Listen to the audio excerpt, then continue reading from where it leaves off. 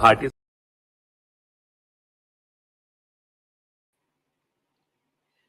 Namaskar and a very warm welcome to yet another impactful episode of Impact Leaders with Simply Suparnaa. As you're aware already, the people who are invited on this particular show are the ones that have been acknowledged by the SABERA jury anytime over the last 7 years.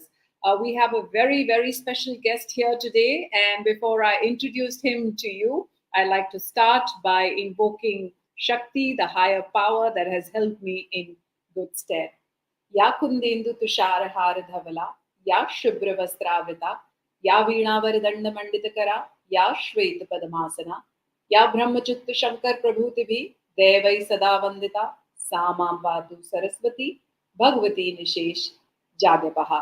Like I mentioned, a very, very special guest. Let me bring him on to the screen. And we have here with us Mr. Paneesh Rao, and we're honored to have him here with us because he's been a senior leader specifically in the HR for the past 30 years. But it's a very unique transition that he has done now from being a CHRO to being a sustainability head. So it speaks volumes of his journey because he was really also focused all the time in terms of impact when he was a part of the HR stream in the company that he was in. And we are going to talk a little bit more about all of that. And when SABERA acknowledged him, he was leading the HR in the company. And now, of course, he's the sustainability head of LTIMindtree. Thank you so much, Paneesh, for taking the time for doing this for us today. Thank you for having me. It's an honor and a pleasure. So you, of course, were endowed with the SABERA Changemaker Award in 2022.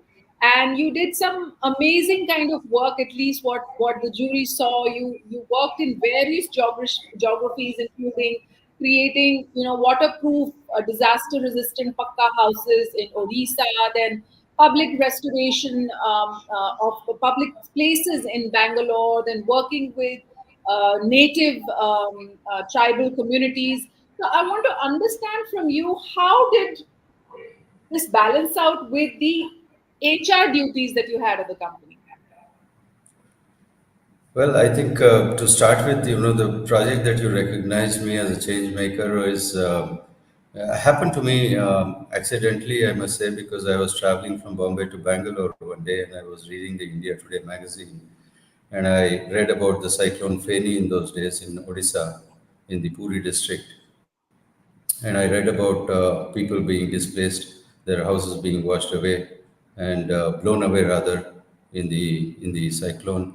And this seemed to happen in the state of Odisha every year, and other parts of the country too, especially about Odisha now. Um, and I thought that why don't we make pakka houses for them? And I called up my CEO after landing in Bangalore, and I said, my thought is that why don't we construct houses? And he was all thrilled and approved it immediately. And we embarked on that journey. And I'm very happy to say that we constructed about 180 houses, and people are living very comfortably. They don't have to dislodge themselves during the cyclone, and I think it gave me a lot of pleasure and happiness in having their life stable. So But was that part of your KRA? well, it wasn't. It wasn't planned. CSR was part of my responsibility, and it just triggered a thought, and the thought became real. So, of course, many people contributed to it, right from the board of that company to the CEO of the company to the district collector, magistrate, to the government of Odisha, and the people themselves. All of them participated in making themselves stable. I think you have a very interesting story to share, as we were discussing earlier, of your transition from being, solely responsible for human resources to actually the community itself, and how that transition was actually, led to less monies. You want to share that? Sure. Well, I was told to manage CSR because the gentleman who was managing CSR in the organization retired. Initially, there was resistance from me because I didn't understand that space at all. But when I was told that I don't have an option, but I have to take that responsibility, I did go to a few places where we were doing projects. And one very, very small village in the state of Gujarat, when I went, I saw a few children, and one little girl who was standing there observing us was not clothed. And this little girl picked up a worm from a private part and put it in her mouth. I think that disturbed me hugely. And I immediately left that place because I couldn't stand the sight. And all the way to Bangalore, it put me to a thought of, uh, that being a very underprivileged set of people. And I also thought that probably India is there and India is not in the big cities. Uh, and When I landed, I think I had made up my mind to dedicate myself to community development. And when I came back and said to my CEO that I don't want to do HR and I want to do only community development, I think that is when the whole discussion started of getting a lesser monetary benefit if that was the only role that I wanted to do, which I didn't mind because I was I was very happy and contented by then, and I think I'm happy now too that I made that decision because making them happy gives me a lot of happiness. Yeah, and now, of course, you're full-fledgedly handling the sustainability of a company, of course, LTIMindtree. And so I want to understand from you now that you're completely responsible for ESG, and from a time where CSR was just a statutory, mandatory thing to do, and was given only that much importance that compliance ke liye humko karna hai. So, how do you see that change in the attitude towards stakeholder engagement, community development, and sustainability at large to have changed in large companies like LTI Mindtree? I think the change has happened because the world has realized that unless we take along the people in the society, we by ourselves will not be very successful. It changes the mindsets of the people, kind of projects that we do, the kind of impact that we make. That I think elevates the organization and its brand hugely. There is not a single RFP that goes without our participation. There is not a single client meeting that happens without our participation.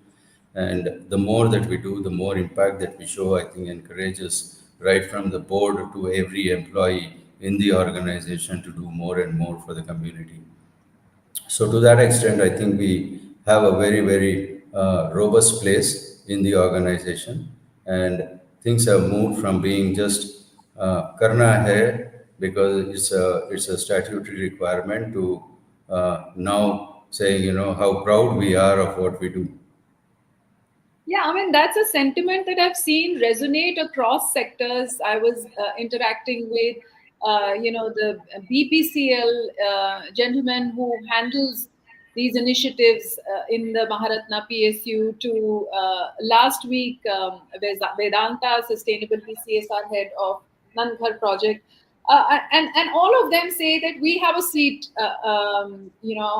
at the board where we are influencing decisions of the company, and not just because a profit making company main agenda is to make profit. But when I read your profile specifically, you mentioned that your biggest work is to balance growth of a company and sustainability. Now that is something which which I think a lot of companies are transitioning towards because they're realizing the importance of the impact that they're making, and the impact that it's happening in their P&L as well. Your thoughts on it?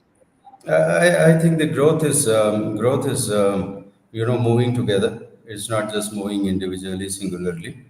And as the company is doing well, it's got more money to spend on the people that we live with in the society.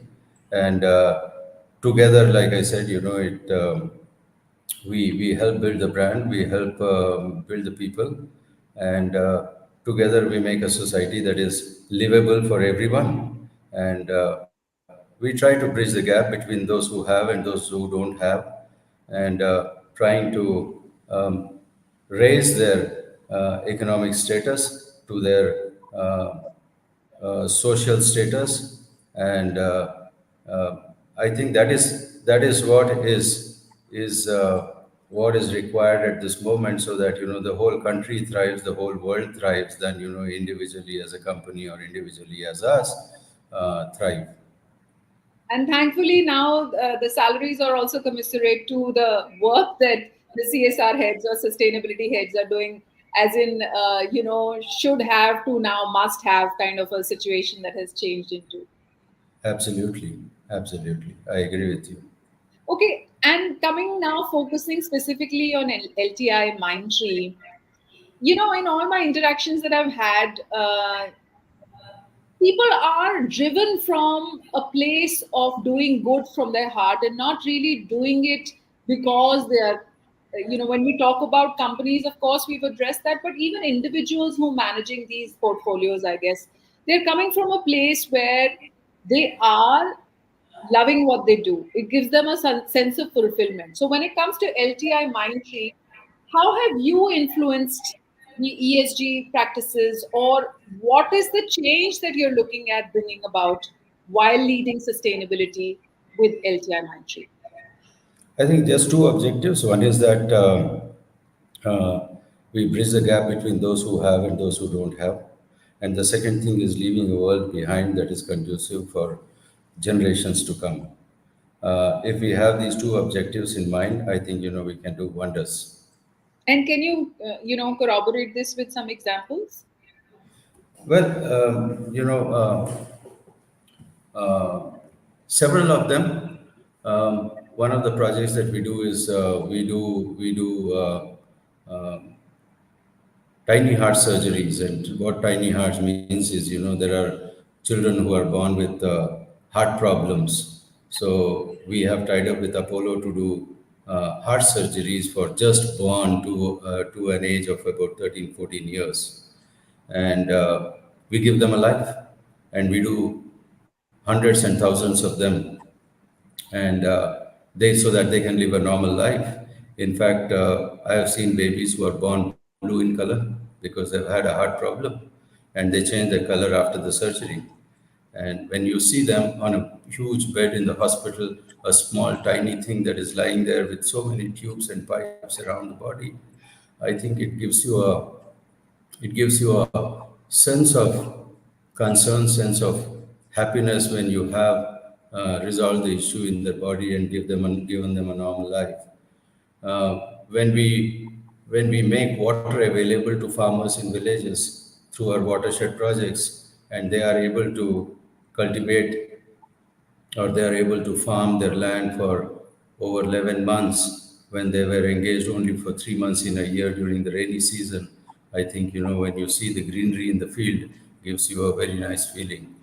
Uh, we recently also supported some of the Paralympians who are representing India in the last 3 years, and we are very proud to say that eight out of the 10 that we supported are representing India in the Paris Olympics, and pray that they come back as winners. There are lots of people who haven't had money to study further, and we have supported them. Many of them have become engineers, they have become doctors, they have become physiotherapists, they have become nurses, they have become lawyers.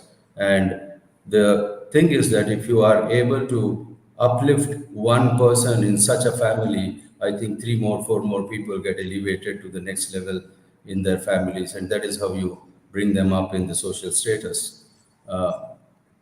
There are projects that we have done where we have managed waste. We have used the waste effectively to make benches, to make bags. We collect those waste. So there are people who get employed to collect the waste. They earn a money. There are people who recycle the waste and make them into products. So they earn money from it. So they are able to make their lives again, there's a substantial income that supports them and the family.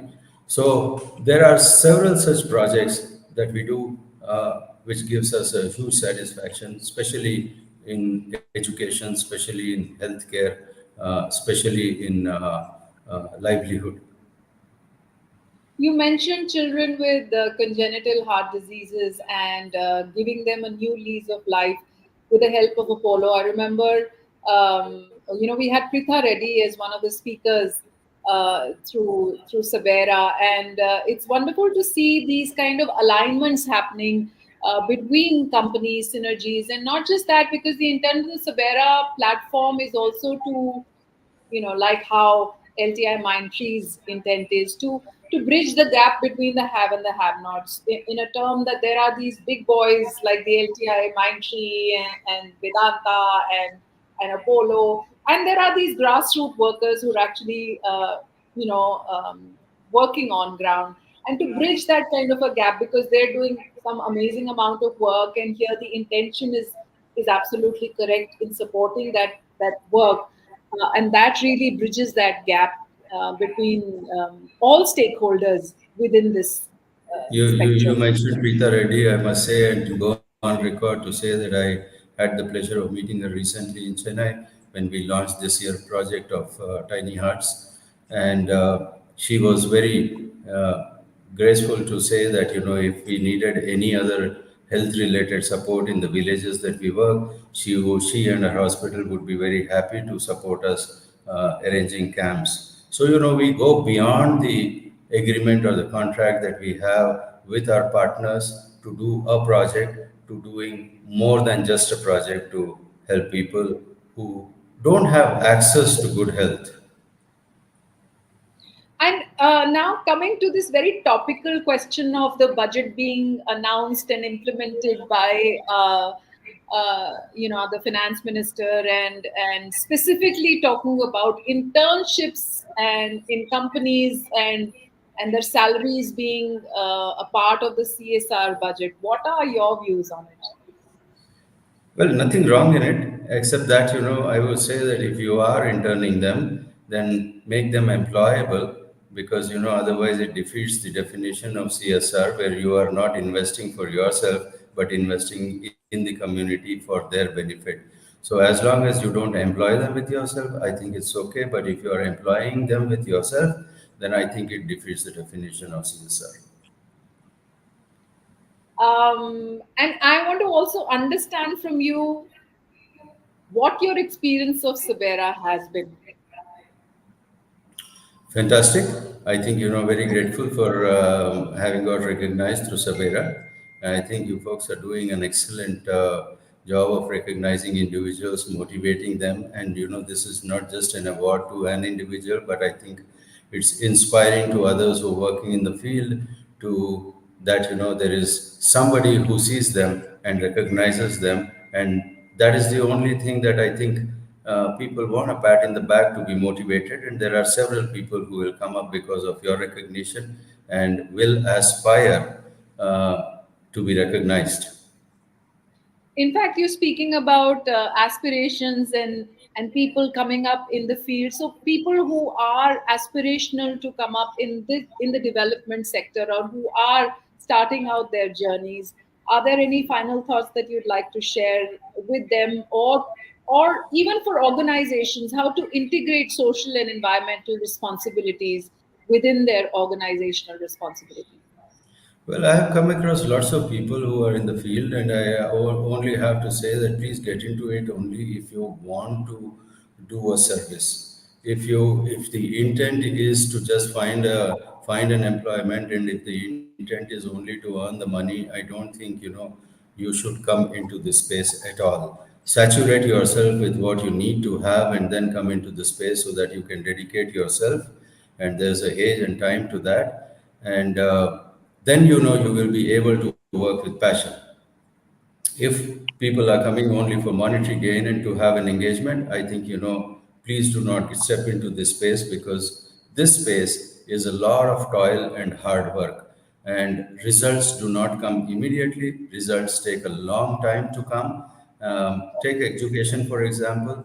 I think you got to catch them young, and results of their achievement of having been a professional after getting educated will come much, much later. Sometimes it may take 18 months to 24 months. Sometimes it may take 5 years to 10 years for you to see success. So it's got to have a lot of patience. It's got to have a lot of passion, and it's got to have an intent and a mind and a purpose to do something good for others. Thank you so much, Paneesh, for taking the time for doing this for us. We're hoping that we can see some of LTIMindtree's work as part of the SABERA Awards this year as well. Take care and God bless. Thank you very much for having me. God bless you all.